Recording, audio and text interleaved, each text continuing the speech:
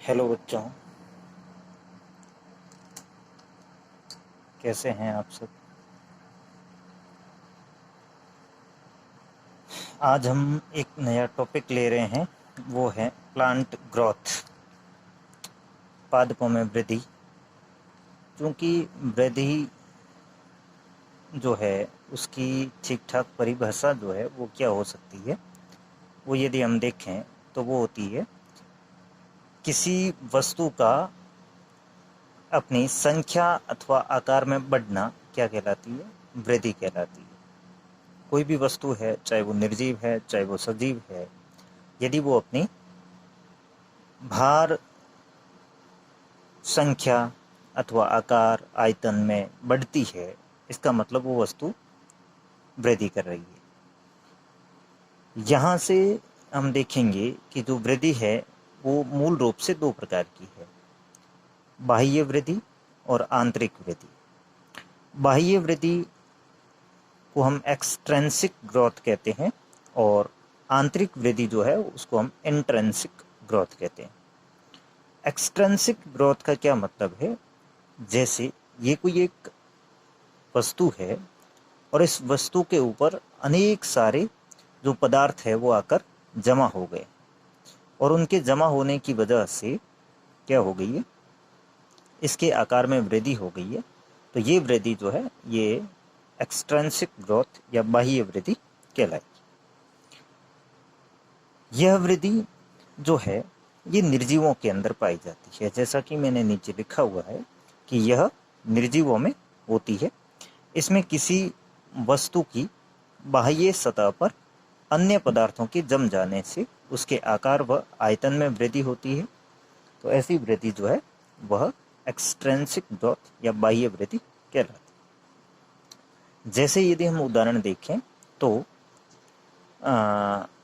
जैसे कोई garbage point है, डंपिंग स्टेशन है, कचरा पॉइंट, और वहाँ पर जैसे कोई कचरा पड़ा हुआ है, उस कचरे के ढेर के ऊपर हम बार बार क्या करते रहते हैं, कचरा डालते रहते हैं, जिससे वो डंपिंग स्टेशन जो है या गार्बेज पॉइंट जो है उसका आकार, आयतन बढ़ जाता है। तो वो एक्सट्रेंसिक ग्रोथ है। ठीक वैसे ही गिलास में बढ़ जाना, रेत के धोरे जो है वो बढ़ते एवं घटते रहते हैं। इसका कारण होता है कि उनके ऊपर बहती हुई वायु के कारण अनेक सारे जो रेत के कण हैं वो उसके ऊपर जमा दिए जाते हैं। परिणाम स्वरूप उसका आकार, आयतन बढ़ जाता है और आकार, आयतन बढ़ जाने के कारण वो वृद्धि कर लेती है। तो ये एक्सट्रेंसिक ग्रोथ है। दूसरी तरफ यदि हम बात करें तो इंट्रेंसिक ग्रोथ, आंतरिक वृद्धि।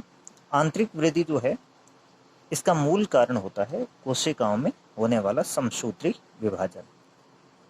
कोशिकाओं में समसूत्री विभाजन के परिणाम स्वरूप 1 से 2, 2 से 4, 4 से 8 इस तरीके से कोशिकाएं बढ़ती रहती हैं, जिससे कोशिकाओं की संख्या में वृद्धि होती है और उस ऑर्गेनिज्म के आकार में, मूल आकार एवं आयतन में वृद्धि होती है।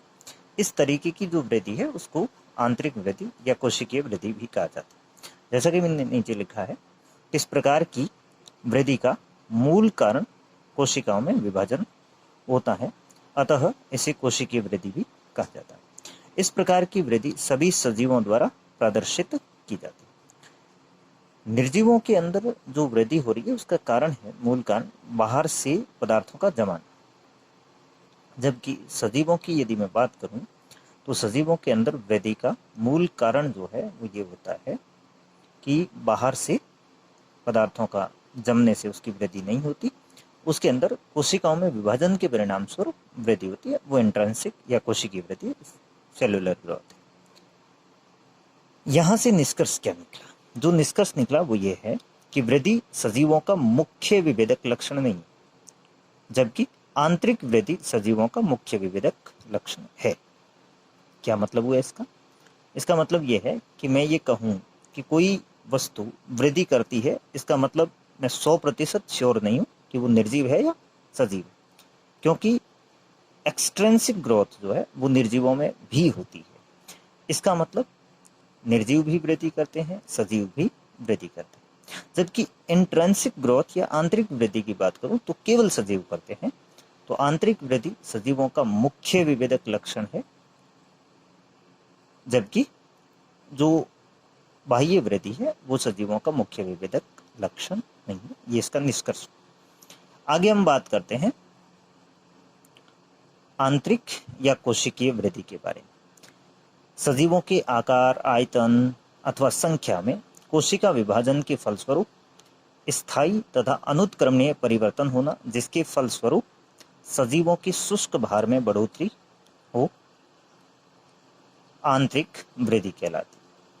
मतलब ये हुआ कि सजीवों में ऐसा परिवर्तन होना, उसके आकार, आयतन या संख्या में कोशिकीय विभाजन के परिणाम स्वरूप स्थायी तथा अनुत्क्रमणीय परिवर्तन। अनुत्क्रमणीय का मतलब होता है ऐसा परिवर्तन जो एक बार हो जाने के बाद वापस पुनः अपनी प्रारंभिक अवस्था में ना आए, वो परिवर्तन अनुत्क्रमणीय परिवर्तन है, और ये स्थायी भी होता है।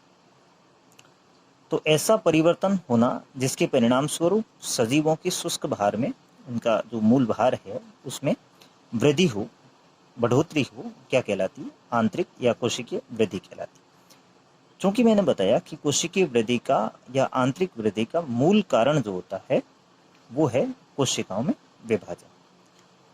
कोशिकाएं जो है उनमें दो तरीके के विभाजन होते हैं मूल रूप से, यदि हम देखें तो वो है समसूत्री और अर्धसूत्री विभाजन। मूलतः जो हमारी शारीरिक वृद्धि होती है उसका कारण होता है कायिक कोशिकाओं में होने वाला समसूत्री विभाजन। जैसा कि मैंने यहाँ पर बताया है कि एक कायिक कोशिका आप देख पा रहे हैं, एक सामान्य कोशिका की मैंने संरचना बनाई है, जिसका ये कोशिका झिल्ली है, ये इसका केंद्रक है, ये इसका कोशिका द्रव्य साइटोप्लाज्म है, और ये इसकी गुणसूत्र है जो केंद्रक में है। ये विभाजनशील मात्र कोशिका, मतलब विभाजन करने हेतु तैयार है। ऐसी कोशिका के अंदर समसूत्री विभाजन हुआ। समसूत्री विभाजन कोशिका में होने वाला ऐसा विभाजन है जिसमें दोनों पुत्री कोशिकाओं के अंदर गुणसूत्रों की संख्या जो है वो मात्र कोशिका के समान रहती है। ये संख्यात्मक रूप से तो समान रहती है, लेकिन मात्रात्मक रूप से गुणसूत्र जो होते हैं वह मात्र कोशिका से आधे होते हैं, क्योंकि एक गुणसूत्र का केवल एक अर्ध गुणसूत्र ही एक पुत्री कोशिका में पहुंचता है, दूसरा अर्ध गुणसूत्र दूसरी पुत्री कोशिका में जाता है। और परिणामतः आप देख पा रहे हैं कि नीचे की तरफ दो पुत्री कोशिकाएं बन गई, जिनका नाम मैंने लिखा है पुत्री कोशिका फर्स्ट और पुत्री कोशिका second. Daughter cell first, daughter cell second. अब प्रत्येक डॉटर सेल जो है इसकी क्या विशेषता है, ये यदि हम देखें कि इस विभाजन के परिणाम स्वरूप निर्मित कोशिकाओं में गुणसूत्र संख्यात्मक रूप से मात्र कोशिका के समान, जबकि मात्रात्मक रूप से आधे होते हैं। ये बड़ा इंपॉर्टेंट पॉइंट है। जैसा कि हमने शुरुआत से पढ़ा है कि अर्धसूत्री विभाजन में गुणसूत्र आधे हो जाते हैं, समसूत्री विभाजन में गुणसूत्र पूरे रहते हैं, ठीक बात। लेकिन समसूत्री विभाजन में भी गुणसूत्र मात्र संख्यात्मक रूप से पूर्ण होते हैं, मात्रात्मक रूप से वो आधे होते हैं। कोई भी एक गुणसूत्र होता है, उसके दो जो है अर्ध गुणसूत्र होते हैं, और दो अर्ध गुणसूत्र मिलने से एक पूर्ण गुणसूत्र का निर्माण होता है। दो क्रोमेटिड्स मिलते हैं, एक क्रोमोसोम बनता है।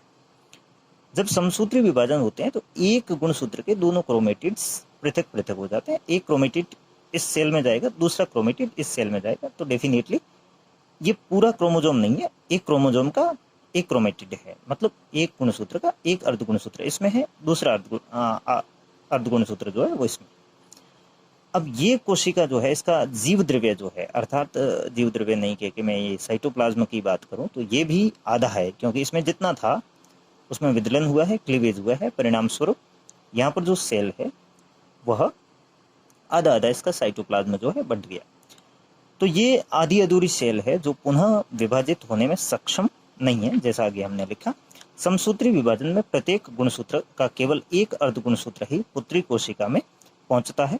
इस प्रकार निर्मित पुत्री कोशिकाओं में जीव द्रव्य की मात्रात्मक रूप से आधा होता है। जीव द्रव्य जो होता है वो मात्रात्मक रूप से आधा होता है, मतलब जितना जीव द्रव्य इसमें था उसका आधा जीव द्रव्य इसमें गया है, आधा जीव द्रव्य इसमें गया है। ये समान विभाजन होता है समसूत्री विभाजन के।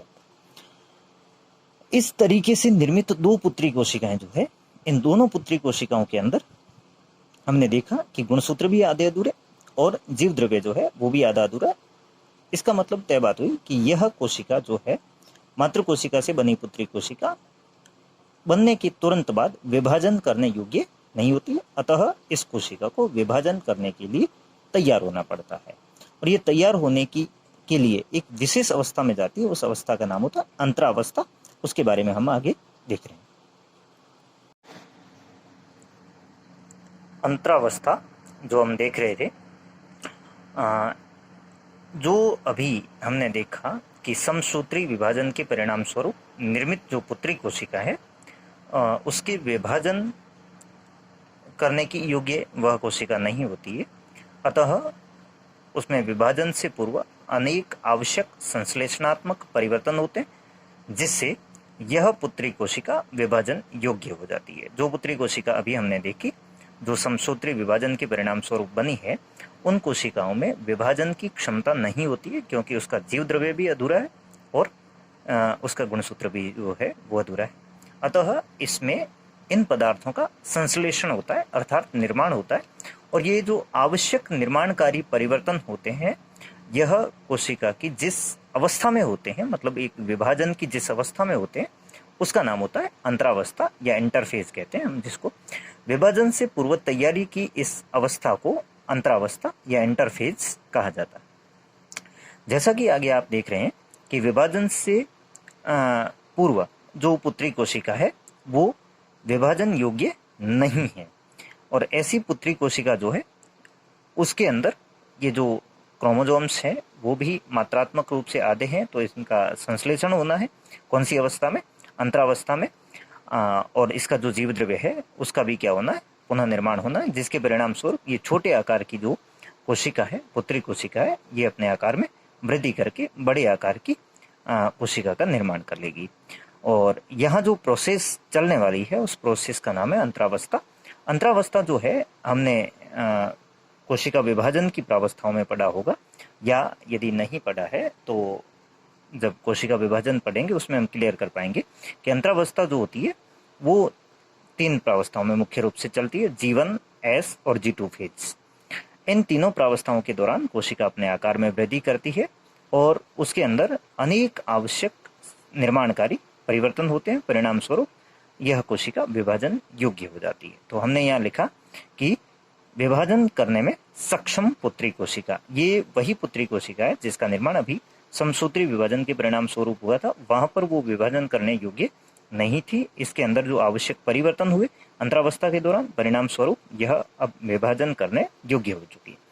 विभाजन करने योग्य हुई इस पुत्री कोशिका के अंदर पुनः क्या होने वाला, एम फेज अर्थात समसूत्री विभाजन, माइटोटिक फेज चलने वाली है जिसको हम विभाजनकारी प्रावस्था कहते हैं, और विभाजनकारी प्रावस्था के परिणाम स्वरूप पुनः इसी पुत्री कोशिका के क्या हो जाएंगे, 2 पुत्री कोशिकाएं बन जाएगी। अर्थात 2 एम फेज अर्थात 2 माइटोटिक फेज के बीच में जो एक अवस्था आती है जिसके अंदर कोशिका विभाजन के लिए तैयार होती है उसका नाम होता है अंतरावस्था या इंटरफेज। तो कहने का मतलब ये हुआ कि जो कोशिकाओं में विभाजन हो रहा है, इस समसूत्री विभाजन के परिणाम स्वरूप 1 से 2 कोशिकाएं बनी, फिर एक पुत्री कोशिका से 2 और पुत्री कोशिकाएं बनी, तो ऐसे ही दूसरी जो पुत्री कोशिका है उसमें ऐसे ही समसूत्री विभाजन होगा, परिणाम स्वरूप 2 और पुत्री कोशिकाएं बनेगी। तो इस तरीके से 1 से 2, 2 से 4, 4 से 8, 8 से 16, इस तरीके से कोशिकाएं जो है वो बढ़ती रहेगी, और जब ये कोशिकाओं की संख्या जो है बढ़ती रहेगी तो डेफिनेटली वो ऑर्गेनिज्म क्या करेगा, अपने आकार आयतन में वृद्धि करेगा, और यही वृद्धि जो है यह आंतरिक वृद्धि कहलाती है। अब आगे हम देख रहे हैं कि जो जीव है वह कितने प्रकार के होते हैं, उनमें कितने प्रकार की वृद्धि जो है वो पाई जाती है। कुछ जीव ऐसे होते हैं जिनके अंदर एक सीमित समय तक वृद्धि होती है, कुछ जीव ऐसे हैं जिनके अंदर असीमित समय तक जीवन पर्यंत जो है वो वृद्धि होती रहती है। वो क्या कॉन्सेप्ट है उसको आगे देख रहे हैं।